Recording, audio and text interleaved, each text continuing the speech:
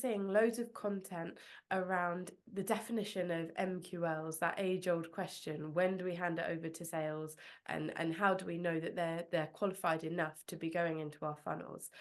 So I know obviously you always having loads of conversations with clients, and I'm sure that they come with the same challenges and areas that they kind of trip up on.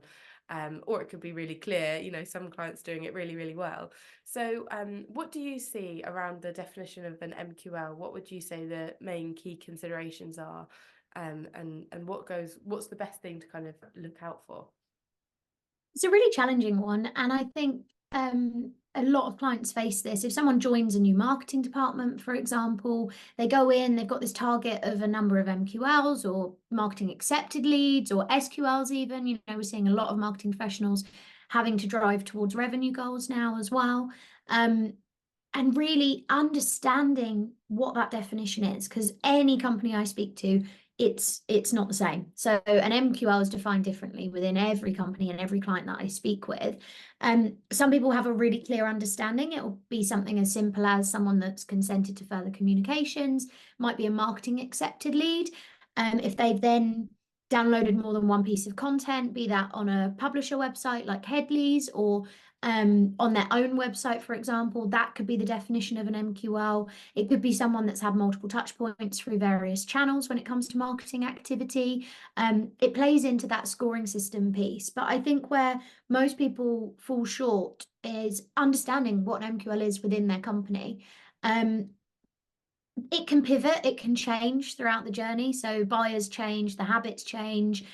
Sales may give feedback that, you know, these leads you've generated aren't ready for a conversation. Or there may be the assumption that marketing are just passing over any old lead. You know, it can be interpreted in many different ways. But I think having that stakeholder engagement, stakeholder alignment to ensure that everybody has a clear definition and understanding of what the forecast journey is of a buyer within your product line, for example, you know, looking at so many factors. You know, what's the value of the product? How long is that sales cycle? What's the behaviors of individuals within your website? For example, you can't compare a third-party lead generation campaign with a publisher like Headley Media with the value of a lead that comes directly onto your website and fills out the contact us form, for example. So really understanding the patterns, the behaviors, the demographics that fall behind or stand behind leads that are generated through various different channels, and ensuring that everyone internally is aligned with how those leads are generated and at what stage they're at when they're communicating with them. One of the biggest challenges, I think, is simply just not having that understanding, or having that understanding internally, but when working with someone like Headley Media, not communicating what that MQL status is or what your expectation is of the leads.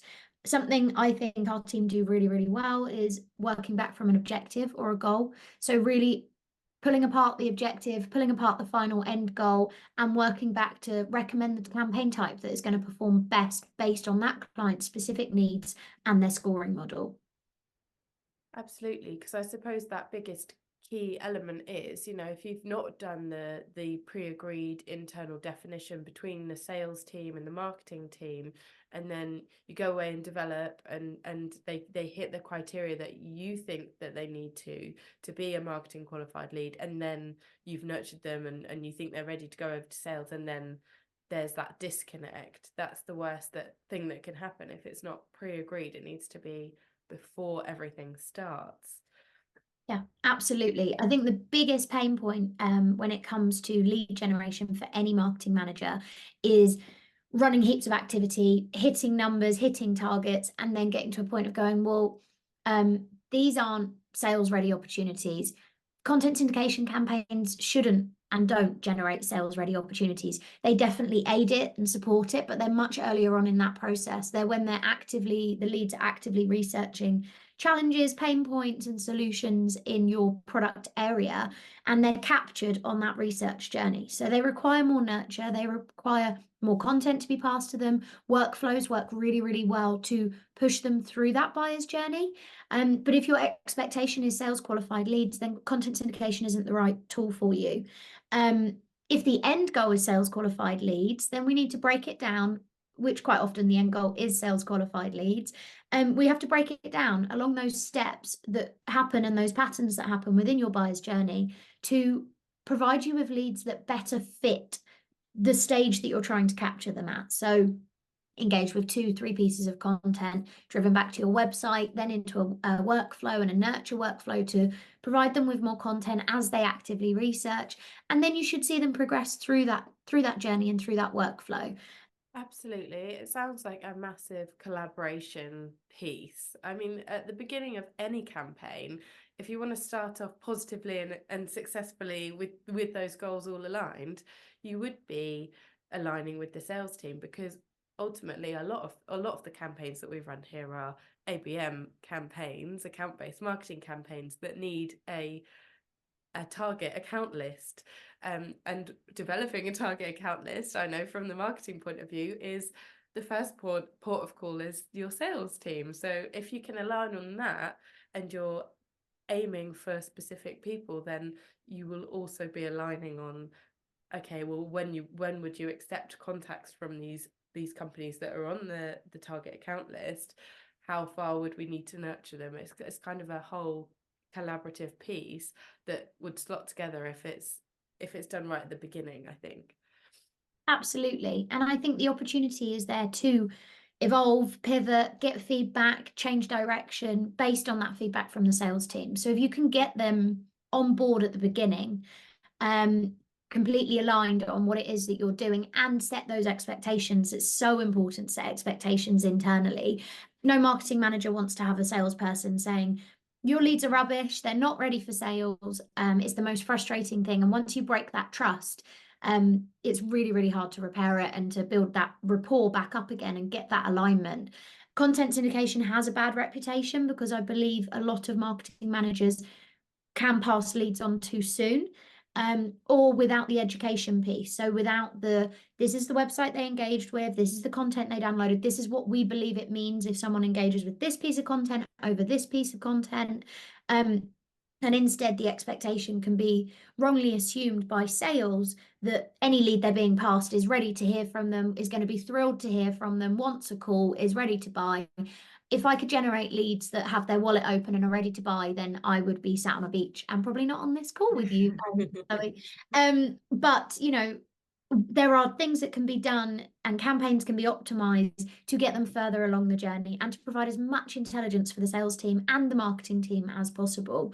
For example, adding in challenge-based profiling questions to understand what's the lead's pain point, why are they engaging with the content, what's their biggest challenge, that then maps to your product area or your solution areas and your areas of expertise. That information can be so helpful when the leads are ready to be passed over to sales at a later stage, because they already know the pain point that the lead is trying to address, and it can provide the sales team with the opportunity to have a more productive conversation rather than you downloaded a white paper from IT corporate. Instead, it's you downloaded a white paper from IT corporate that talked about the challenges in cybersecurity at the moment. I understand from the form that you populated that your biggest concern for 2024 is threat risk, for example, internal threat risk or external threat risk. By having that conversation, the lead feels heard, the conversation is more valuable for them, and sales will have a more positive experience with the content syndication leads that you pass over once they've gone through a bit more nurture on the marketing side. That's an absolutely perfect example, and I think we've got that the guides that we're offering as well that are just a little bit of a reminder for both the sales team and marketing team, because you can do different things there once the leads have come in. And if it is a case that they have been deemed ready and qualified to hand over to sales, we have some tools, some downloadable kits that actually have a kind of playbook as to what to do next, and exactly that, how match your language and the content that you're giving and those conversations to the journey that has happened previous to that point. Perfect. Exactly. And I think it's all about understanding the intelligence that comes with the lead and utilizing that as much as you possibly can. So understanding how to interpret it. So the example I just gave about profiling questions, that could also be mapped to workflows that you've got additional nurture and content for. So if you've got particular solution areas or high risk areas, if you're talking about cybersecurity, for example.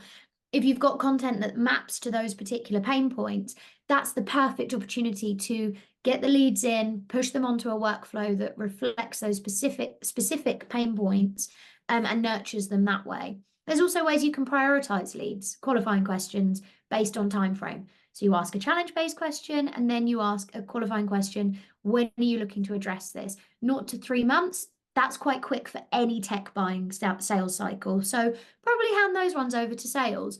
3 to 6 months, give them a bit more nurture. 6 to 9 months, 9 to 12 months, 12 months plus, put them on a workflow that reflects the pain point that they've addressed. And you should start to see a variety of leads coming through and moving through that buyer's journey, hitting those scoring metrics that prove success. Content syndication can be really, really powerful if it's done in the right way.